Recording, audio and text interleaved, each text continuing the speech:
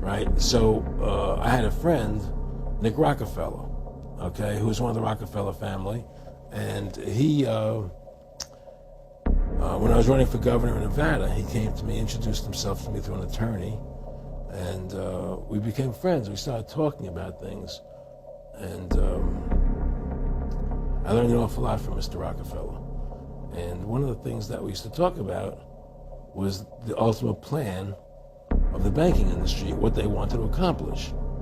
And the goals of the banking industry, not just the Federal Reserve System, but the private banks in Germany and England, all over Italy, all over the world, they all work together. They're all central banks, and they're all part of the Communist Manifesto. You know, central banking is one of the major planks of the Communist Manifesto. We talk about America being a capitalistic country, but yet at the same time we have a central bank that plans everything for us, right? And the graduated income tax is another plank of the Communist Manifesto, right?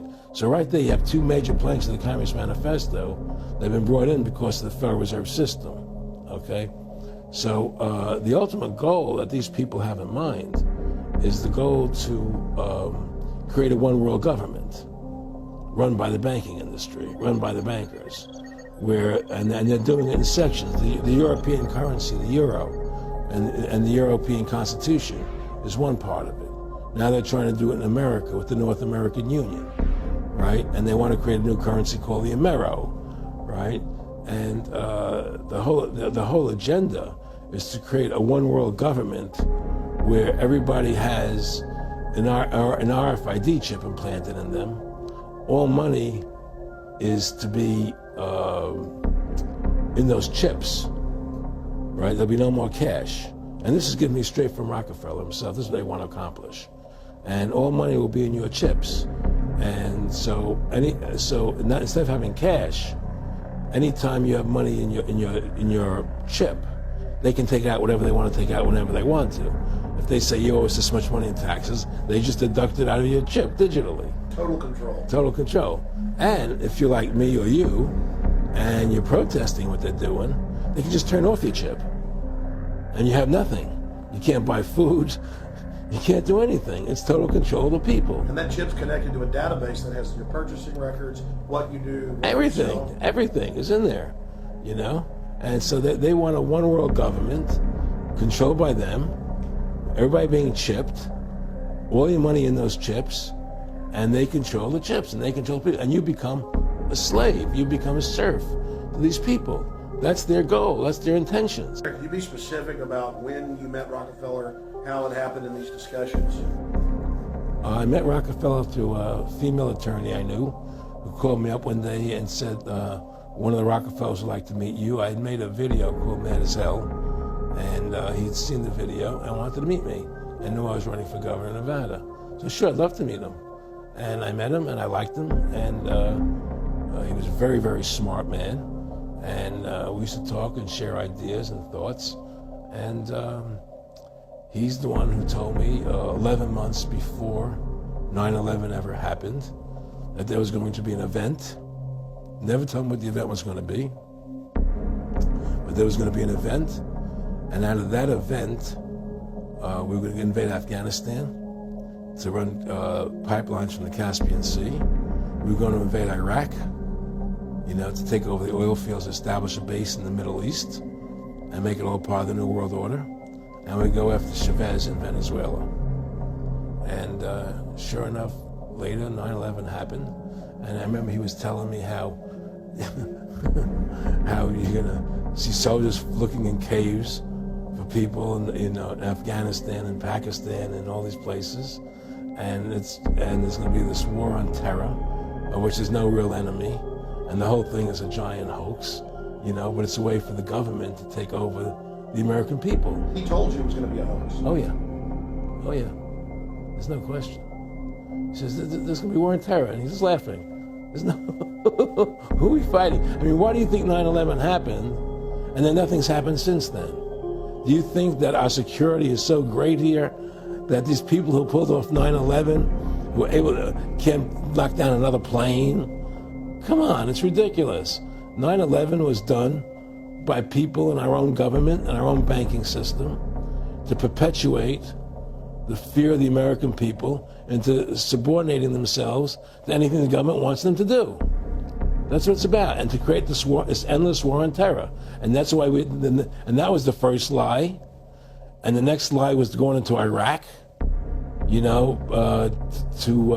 get Saddam Hussein out with his weapons of mass destruction.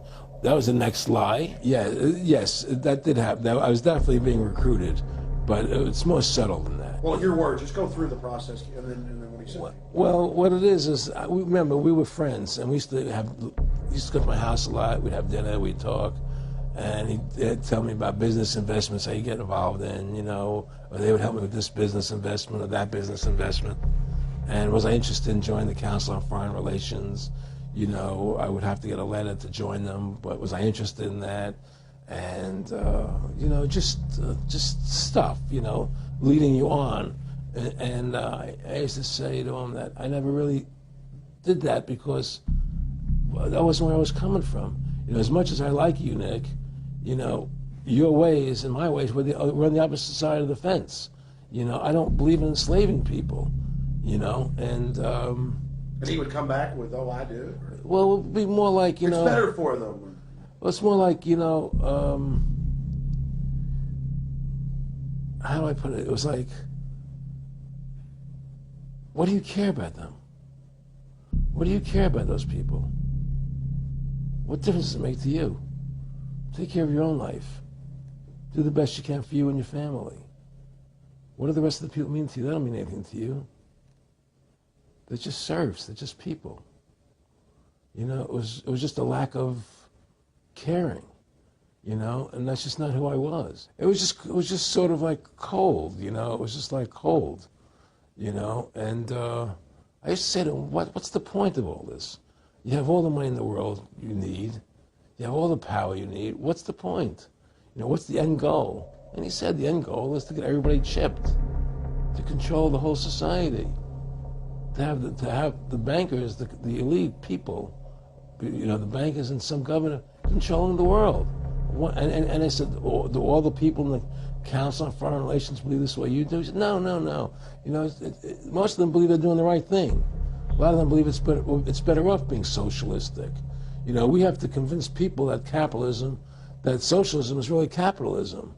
Because America's becoming a socialist country. It's a communist country today.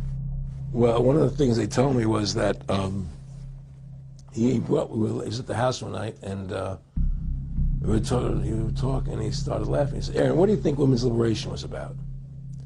And I said, I had pretty conventional thinking about it at that point. I said, I think it's about women having the right to work, getting equal pay with men, just like they won the right to vote, And he started to laugh. He said, "You're an idiot." And I said, "Why am I an idiot?" He said, let me tell you what that was about. We, the Rockefellers, funded that. We funded Women's Lib, And we're the ones who got all over the newspapers and television, the Rockefeller Foundation. He says, and you want to know why? He says, there were two primary reasons. And one reason was we couldn't tax half the population before Women's Lib. And the second reason was now we get the kids in school at an early age. We can indoctrinate the kids how to think. It breaks up the family. The kids start looking at the state as the family, as the school, as the officials, as their family, not as the parents teaching them. And so those are the two primary reasons for Women's Lib, which I thought up to that point was a noble thing. When I saw their intentions behind it, where they were coming from when they created it, the thought of it, I saw the evil behind what I thought was a noble venture. Nick and I discussed many things. One of the things we discussed, or he brought up in conversation, was reducing world population, and felt that there were too many people in the world. In a way, I agree, there are too many people in the world, but I don't think I have the authority to say who's going to die and who's not going to die, But they felt that they wanted to reduce world population, and he felt that it should be reduced by half.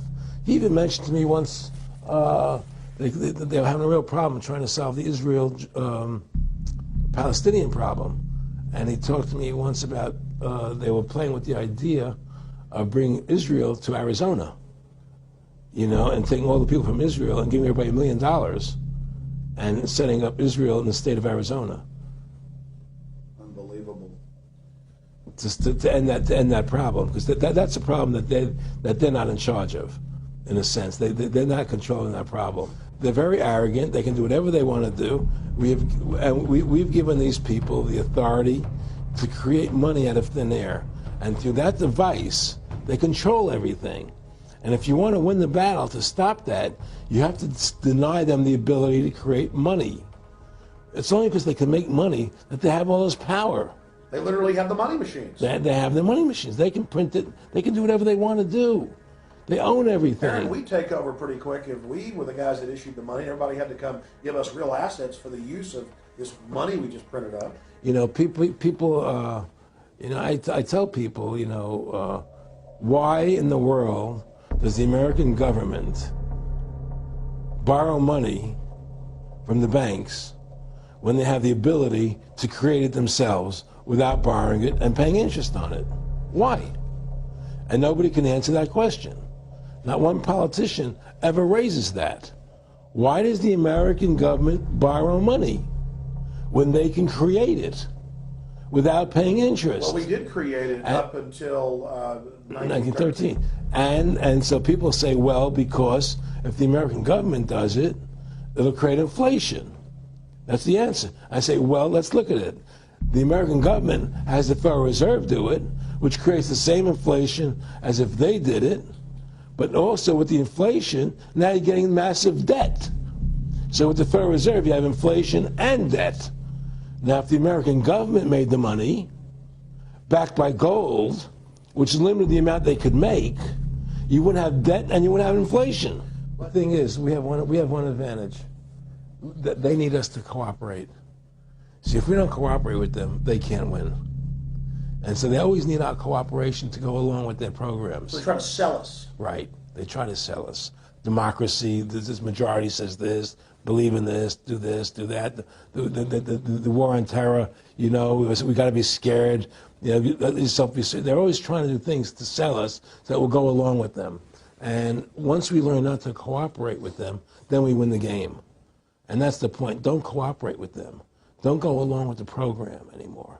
Stop it. So through these bankers attempting to taking over America, knowing that America was the freest nation in the world, it was necessary for them to take over America, take away our gun rights of freedom to bear arms, and create a country where we become slaves. Because once they take over America, the rest of the world becomes a lot easier for them. And so by creating 9/11, an event to terrify the American people that were being attacked by terrorists, you create a world where there's an enemy that can never be pinpointed. You can never win the battle. It's a 100-year war. It's a never-ending war on terrorism, right? So you're always fighting this war. And through the war on terrorism, which is the 9/11, which is the first lie, then you create the war on terrorism, which is the next lie.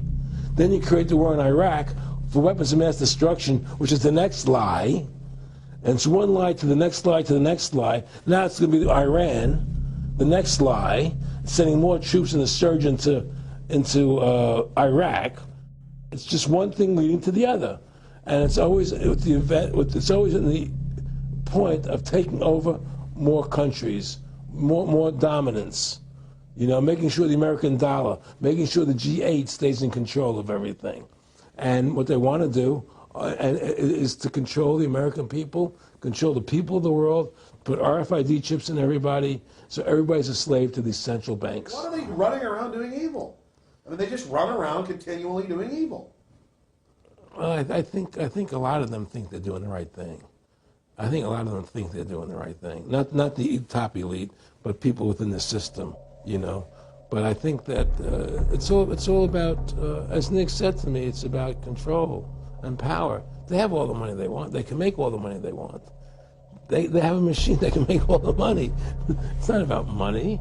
It's about control. It's about their vision of how they want to see the world in their eyes.